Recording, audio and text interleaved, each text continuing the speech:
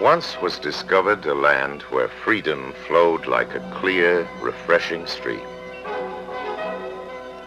Word of this wondrous stream spread to places where the currents of freedom were weak and dying.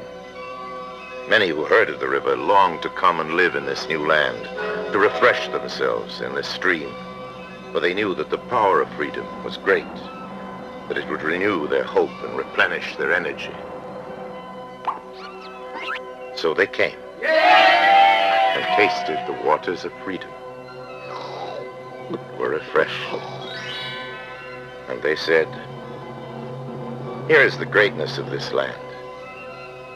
So long as this stream flows strong and clear, our people will be filled with life and hope. Our land will bring forth a vigorous and abundant life. But if these waters cease to flow or lose their clarity, our land will decay and die."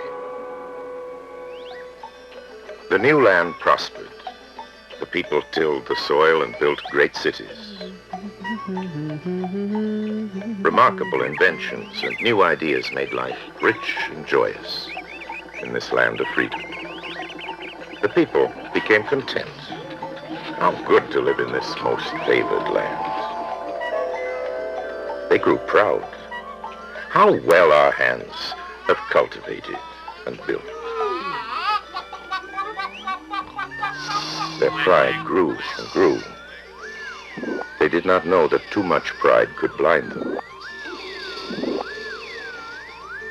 They did not know that too much pride could make them arrogant, foolish.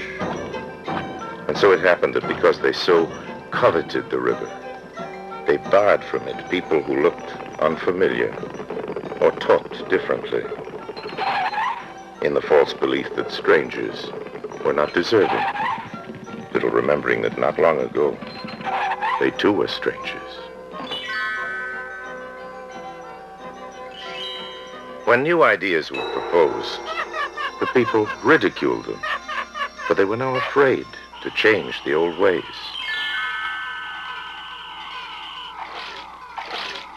When some among them arose and selfishly took more than their share, the people did not stop them, but instead resolved to do the same.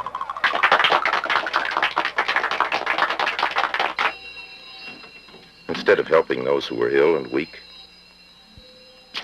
they despised them and chastised them for their idleness. When a wise man stood up and said, "Look, the waters are beclouding," they could not see it, for their pride made them blind. And when he tried again to make them see, they shut him up. For his vision infuriated them. How could they act differently? They loved the stream as they remembered it, fresh and clear, and could not bear to look upon its decay. When the children, unblinded by old recollection, saw it too, they cried out, but their fathers called them ungrateful and punished them. And even as the river grew weak and muddy, glib leaders said it was strong and clear and must be sent to certain deserving lands. And the people believed them and allowed their precious little fluid to be spilled upon alien soil.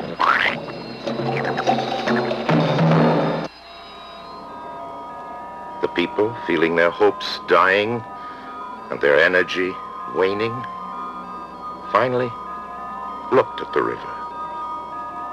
They saw it was wasted and stagnant. The spirit of despair was great in the land. The people became confused. They did not know what to do. In the darkness of that hour, they heard many voices. Some said, "The river is a nuisance and only lowers efficiency. Too much freedom causes disorder. The people are not ready for the river of freedom. Perhaps later. We will stop the river and start it again. is sick.